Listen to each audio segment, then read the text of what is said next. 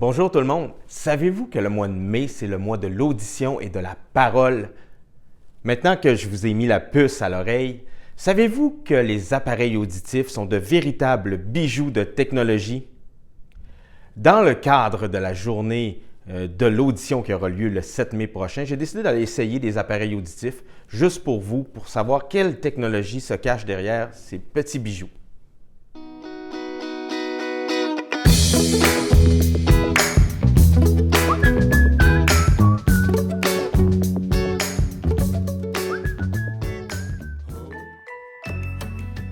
Je me suis donc rendu à la polyclinique de l'oreille du groupe Forget à Chicoutimi afin de rencontrer une kyrielle de spécialistes pour mieux comprendre tout le processus relatif à l'acquisition de prothèses auditives. En premier lieu, je rencontre l'audiologiste Marc-Olivier Blackburn qui me fait alors passer une impressionnante batterie de tests afin de définir si ma capacité auditive est encore bonne, et ce malgré tous les mauvais traitements infligés jadis à mon audition.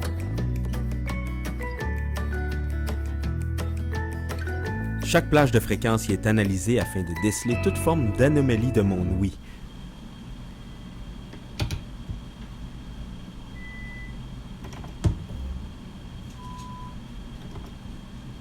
Par la suite, on m'amène dans une petite chambre insonorisée où, pour l'une des rares fois de ma vie, je me retrouve dans un environnement absent de bruit et parasites.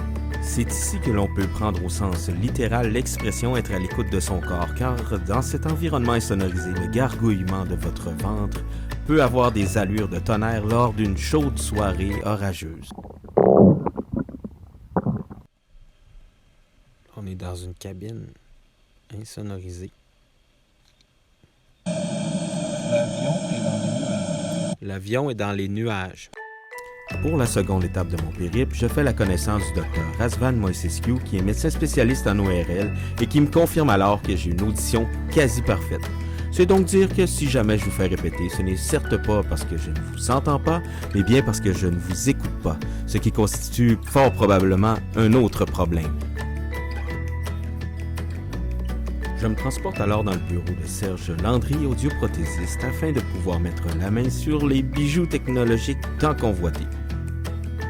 On m'explique alors avec passion toutes les fonctions des appareils et l'audioprothésiste procède à l'ajustement de ceux-ci. Là-dedans, j'ai un écouteur, un microphone, un processeur, une batterie, tout est là-dedans. Tandis qu'ici, j'ai l'écouteur qui est dans le fond de l'oreille, j'ai deux microphones, j'ai un processeur, une pile qui est plus grosse.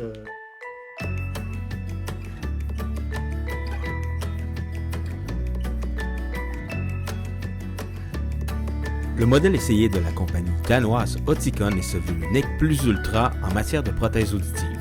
Les appareils sont si légers et discrets que l'on finit rapidement par les oublier. Compte tenu que je n'ai pas de véritable problème auditif, il est certain que je ne pourrai évaluer la performance de ceux-ci dans leur rôle principal, c'est-à-dire dans celui de corriger un problème d'audition. Je me suis donc concentré sur ces fonctions secondaires, certes, mais fort intéressantes. Les appareils auditifs ont une connectivité Bluetooth similaire aux écouteurs conventionnels et permettent alors de prendre des appels téléphoniques, d'écouter de la musique ou des films à partir du téléphone et même d'écouter la télévision. La configuration des appareils auditifs avec le téléphone se fait rapidement et simplement. De plus, les utilisateurs d'iPhone bénéficient d'une intégration parfaite de ceux-ci en raison d'un réglage offert par Apple dans le menu accessibilité qui détecte les aides auditives. Au niveau de la sonorité, vous n'aurez pas toute la qualité des écouteurs conventionnels car les basses fréquences y sont pratiquement absentes, mais il est néanmoins fort agréable d'écouter la radio ou même une petite musique d'ambiance. Pour la fonction télévision, vous avez besoin d'un petit module branchable sur la sortie audio ou fibre optique de votre téléviseur. Par la suite, comme par magie, vous n'avez qu'à placer les prothèses auditives sur le boîtier quelques secondes afin de faire la liaison et le tour est joué. L'écoute de la télévision est agréable et beaucoup plus confortable qu'avec des écouteurs conventionnels. Sur ce, bonne semaine!